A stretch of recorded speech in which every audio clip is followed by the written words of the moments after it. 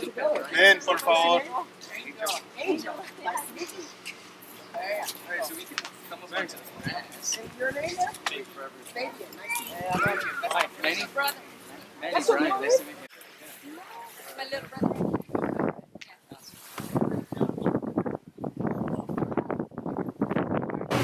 Yeah. Hi, Chico, how are you? Angela. This is AJ.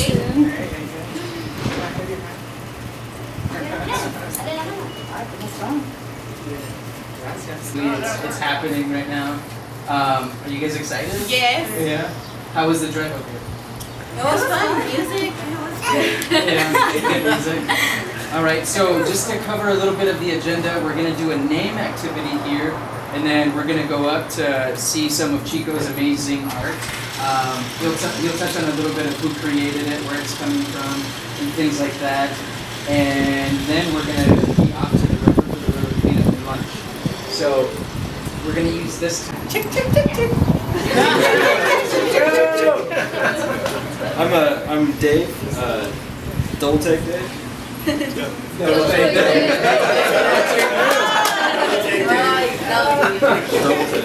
Double take. I'm gonna be altitude Anna. Take down the look. So I have to go now. This painting is for you. It's a gift for you for all the hard work that you have done for the 10 years that Wildplaces have existed. You might want to read that later so we can focus on the painting.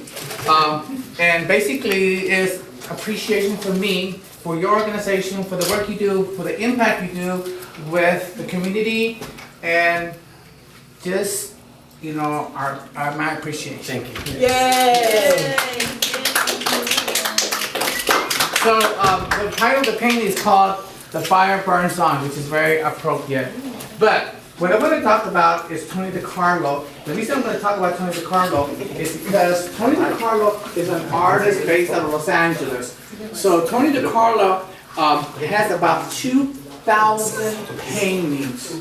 And Tony DeCarlo resume is about this big. Which is big. His resume is this big. He wakes up in the morning, 8 o'clock, and he starts painting. And he works all Tony DeCarlo because of one thing that he told me one time. And it has to do with a quote that I read.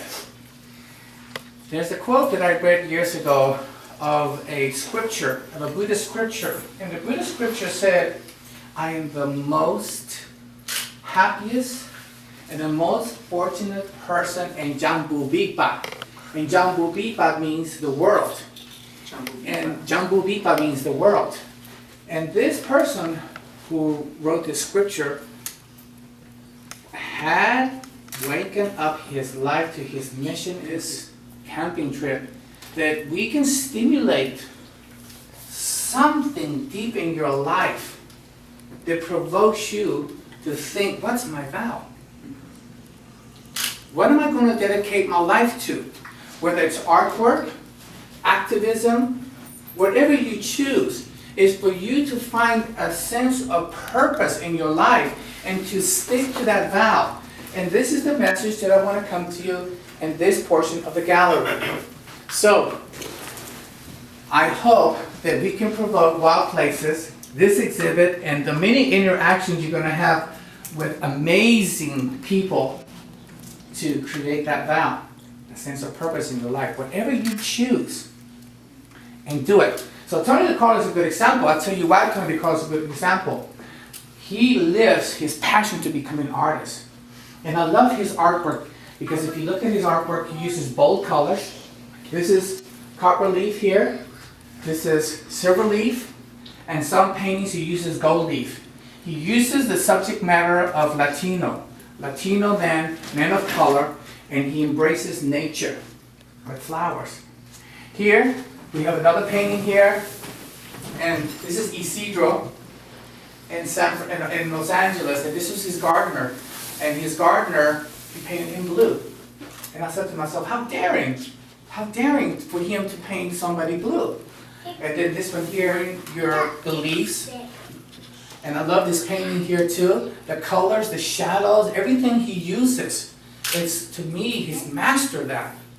Here we have Don Diego or Don Juan? Don Juan in San Francisco. Everybody knows about Don Juan, right? Everybody knows? Does everybody know? He was the one who who is Don Juan?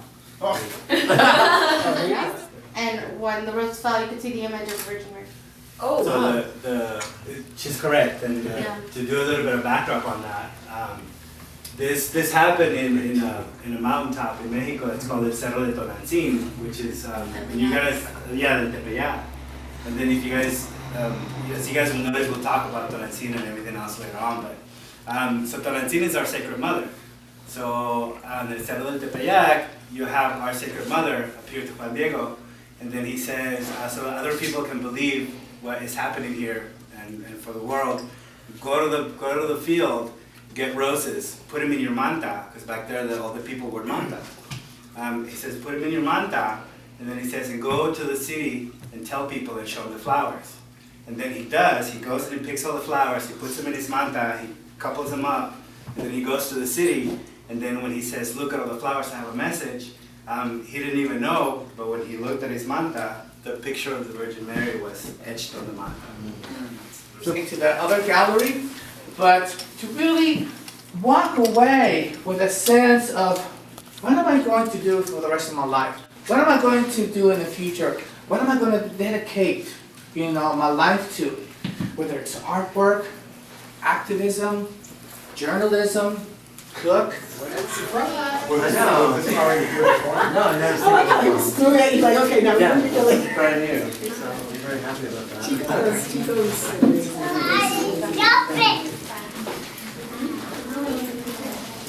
We have a gift for you on the way out to the next. I really want to. It's kind of like when I'm at a film, I gotta make sure that my crew eats before I eat last. Important that when those people come in your life, that you grasp them and you seize the opportunity to be mentored. My father mentored me. My father mentored me to how to collect artwork, how to archive artwork, how to curate an art show, and he taught me these things. And so one of the critical things, I don't know if you noticed in the other room, how I curated that exhibit. It was a clean room. It's very important that if you ever, to start off with clean walls, to start out with the height of the painting is according to the height of the people who are going to be watching, seeing the exhibit. It's important to have the right lighting. It's important, book that she wrote, and in the book, Dolores Huerta signed that book, and is when Dolores Huerta was really young. So I had this incredible passion for my parents. Tela de araña. My father used women's pantyhose, cobweb technique. And if you ever had pantyhose, if you make a run, it looks like a cobweb. So my father would stretch the pantyhose into a canvas. All these are pantyhose. He would shellac it, he would acrylic, and he would come up with his amazing paintings. Every single one of his paintings was consistently done with the pantyhose. So my father died, and when my father died, I was devastated because he gave me all these amazing things. So I said, what can I do to repay him back? What can I do to repay my father back? So I started collecting my father's artwork. And so the message in this room is a legacy. What kind of legacy that you can create? What kind of sense of appreciation do we have towards our parents? And I think that there was a message is to walk away with how I can appreciate my parents, how I can do something with my life to create something of value. So I'm going to tell you the story about each one of them. This is the first painting that I got. It has to do with artists being able to capture nature and instilling it into an art form that impacts a person. It has to do with an artist who takes recycled matter. All my father's stuff he didn't buy. Everything was found, recycled, garbage, and he would create these amazing pieces. And so this is some of the stuff you're gonna hear in Immersed in the Wild. How to recycle things, how to take care of nature, how does nature and art evolve? Do you ever meditate? Yes, we do, yeah. That's what we do. I have a question. I think it's really like some of the colors don't feel like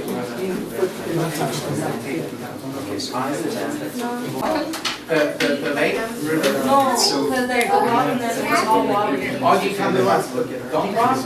Yeah. No, there was like, we were camping there and there was like, One no obstacles, and you know, you walk and you think. I think it's just Oh, God, no, it's not. Yeah.